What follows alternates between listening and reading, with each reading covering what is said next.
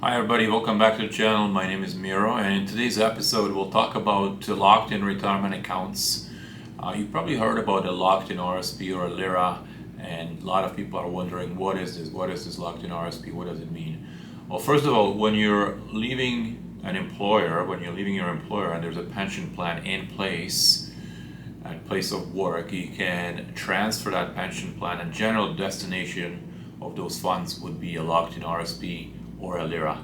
The second most common situation is when there is a divorce, and when there's a divorce settlement, one of the spouses will receive half of the other spouse's pension, and again the destination will be a LIRA or a locked-in RSP, depending on province and depending on what type of a pension the other spouse had in place. Locked-in retirement accounts, rules will vary by province, but each province, the rules are very similar right across the board, slight differences. And they're also very similar to an RSP. The only difference between an RSP and a locked-in RSP is that RSP, you could pull all of your funds out of an RSP in a particular year if you wanted to. Locked-in RSP, just like the name suggests, you are not able to go over a certain annual maximum.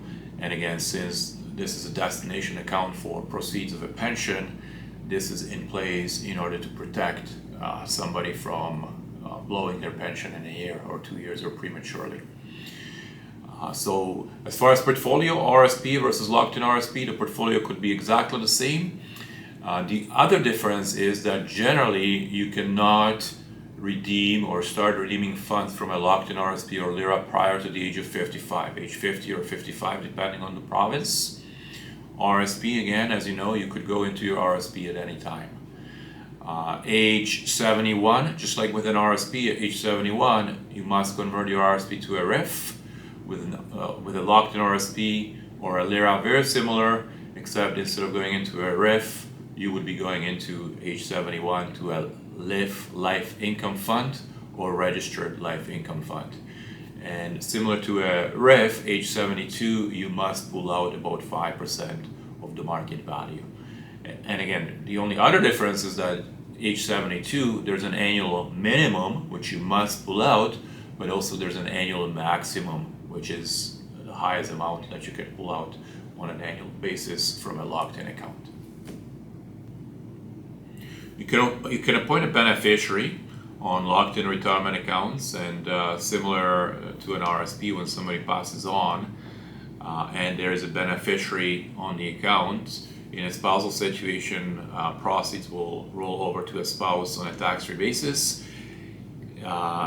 Anybody else, non-related or any other person, or if the estate is the beneficiary, then the market value would be fully taxable. The last thing I wanted to mention is that you could actually unlock, in some circumstances, a locked-in retirement account.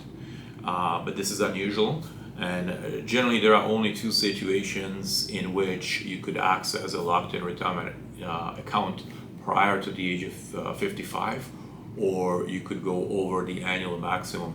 And those two situations are financial hardship and reduced life expectancy. There's a process which you have to go through, but under these two circumstances, you could actually unlock your locked-in retirement account and turn it into a regular RSP.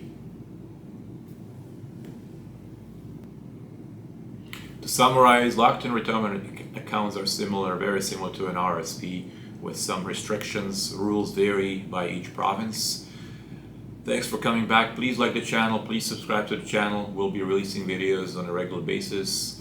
Thanks again, everybody. Have a great day. Bye.